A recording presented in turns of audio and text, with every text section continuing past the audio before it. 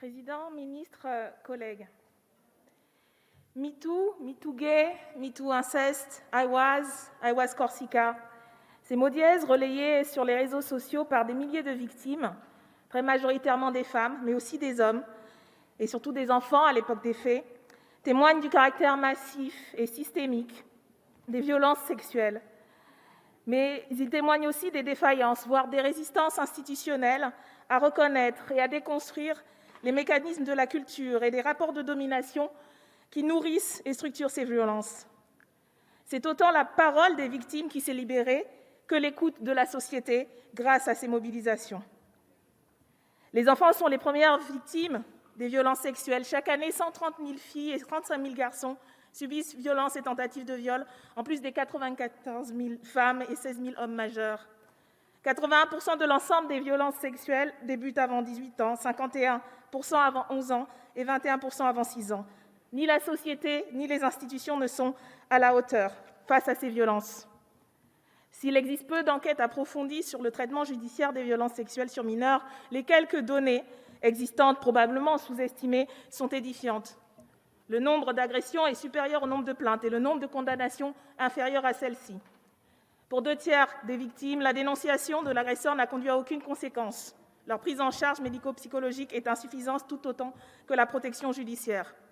Il y a 70% de classements sans suite au terme des enquêtes qui sont 2 fois plus souvent motivés par l'absence d'infraction, 15% que pour des majeurs. Et le phénomène de correctionnalisation des viols, c'est-à-dire leur requalification en atteinte ou agression sexuelle, est important. La loi de 2018 sur les violences sexuelles et sexistes a d'autant moins permis de corriger ces carences graves que les moyens de la justice restent chroniquement insuffisants.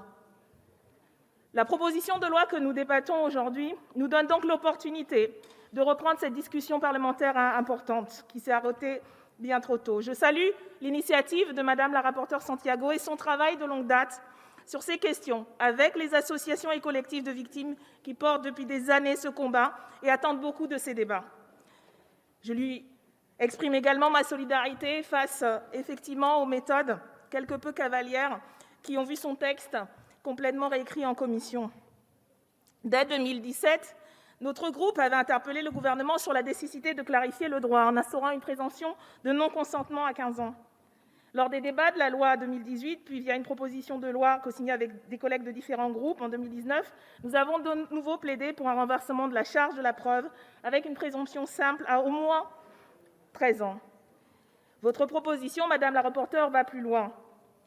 L'article qui a été réécrit en commission et qui crée une nouvelle infraction de viol sur mineur dès lors qu'un ou une majeure commet un acte de pénétration sexuelle ou tout acte bucco-vaginal, de quelque nature qu'il soit, sur un mineur de 15 ans, est un changement majeur. Car si le code pénal réprime d'ores et déjà les violences sexuelles sur mineurs, c'est souvent à l'enfant victime de prouver son non-consentement. Avec cette nouvelle disposition, ce ne sera plus le cas. Et c'est heureux. Nous soutenons donc cette avancée. Nous souhaiterions par ailleurs aller plus loin dans la lutte contre les violences sexuelles sur mineurs. Il faut s'attaquer, comme je l'ai dit, à la culture du viol qui légitime et perpétue ces violences.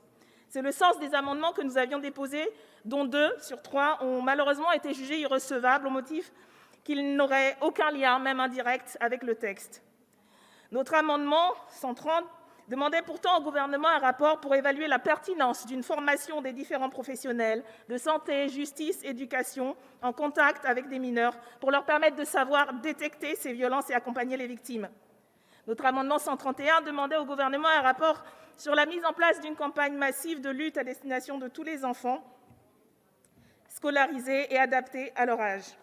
Le silence autour des violences sexuelles a comme corollaire le fait que ces enfants ignorent souvent la normalité et la gravité de la situation qu'ils et elles subissent, d'où l'importance d'une prévention à faire auprès d'elles et eux.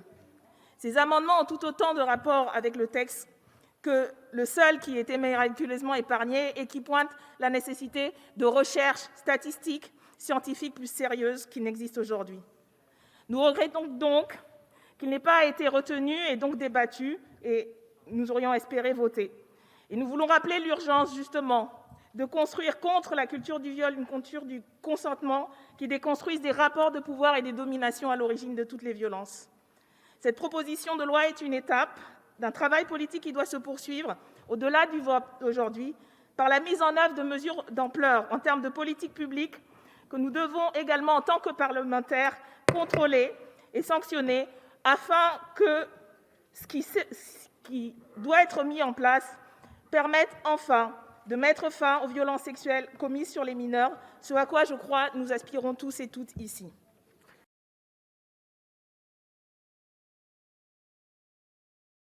Madame Obono. Merci, Monsieur le Président. C'est également une demande de rapport pour, en plus, faire un appel au gouvernement. Nous souhaitions qu'un rapport du gouvernement soit remis pour établir statistiquement et qualitativement et quantitativement les violences sexuelles perpétrées sur des enfants et personnes mineures. Ce rapport devant être établi par l'État en complément des associations qui portent depuis des années ce sujet à bout de bras, sans souvent ne pas avoir en fait les moyens nécessaires. Un rapport qui pourrait en outre proposer un dispositif de formation des différentes interlocutrices et interlocuteurs des mineurs afin de leur permettre de savoir détecter des violences d'une part et afin d'accompagner les mineurs d'autre part. J'entends d'ores et déjà la réponse du ministre qui va nous envoyer à la commission dont il a été question. Je ne doute pas que cela fera partie des missions de la nouvelle commission, mais j'aimerais aussi vous entendre du coup sur les moyens réels qui seraient donnés à cette commission parce que en l'état actuel, malheureusement, quand nous avons des institutions aussi importantes, par exemple, que le défenseur des droits qui manque énormément de moyens d'enquête, qui manque énormément, y compris de retour des administrations. J'ai un peu de mal à imaginer qu'une commission mise en place dans les délais qui ont été les siens ait suffisamment les moyens nécessaires parce que le travail est énorme. On dispose de très peu d'études et c'est pour ça qu'il nous semble qu'un rapport du gouvernement permettrait peut-être d'accélérer les choses parce que vous avez, disons, un entre-gens avec l'administration un peu organique qui permettrait peut-être que les données arrivent plus vite, que le travail soit engagé notamment dans les centres de recherche. Et donc, si vous pouviez là confirmer de quels moyens disposera matériel, financier, humain, cette commission pour s'assurer que ce travail extrêmement important puisse être fait. Merci.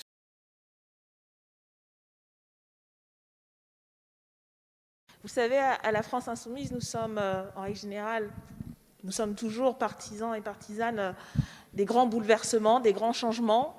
Nous ne sommes pas dans la demi-mesure, mais nous savons aussi apprécier ce que notre collègue a caractérisé comme des petits pas. La politique des petits pas, quand elle est bien faite et utile et nécessaire. Et de ce point de vue, nous saluons l'initiative du groupe socialiste et le travail de notre collègue sur ce texte, qui est l'aboutissement, je crois, d'un engagement professionnel et personnel de très longues années. Et c'est aussi ce travail-là, je crois, que le vote de cette loi salue, celui des associations avec lesquelles vous avez travaillé. Je crois que de très nombreuses de ces associations et de ces membres aujourd'hui nous regardent et nous écoutent. Et c'est un signal, je crois, avant tout, à elles et eux, parmi les nombreuses victimes qui ont pu et ont su trouver auprès des associations l'écoute, le soutien que pendant trop longtemps, la société, les institutions n'ont pas accordé à ces victimes qui, même quand elles parlaient, n'étaient pas suffisamment écoutées. Et donc oui, nous sommes favorables à ce que le consentement ou le discernement des enfants ne soit plus questionné. À travers cette nouvelle infraction, il est mis un terme à ces appréciations particulièrement choquantes et légitimement, même si le droit et la justice doivent s'exercer avec autant de rigueur possible, mais parce que nous faisons aussi la loi, je crois que nous avançons avec ce texte vers une meilleure justice. Il faut que nous assurions aussi, et ça c'est notre responsabilité, que cette justice puisse se rendre dans les meilleures conditions. Et donc ce travail, à mon sens, ne fait que commencer aujourd'hui. Merci, madame.